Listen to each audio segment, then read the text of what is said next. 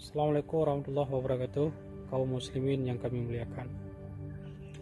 Dalam hadis Nabi Sallallahu Alaihi Wasallam menyebutkan, apabila kita terbangun pada waktu malam, maka kita katakan la ilaha illallah wahdahu la syarikalah, lahul mulku wa lahul hamdu wa huwa ala kulli syai'in qadir.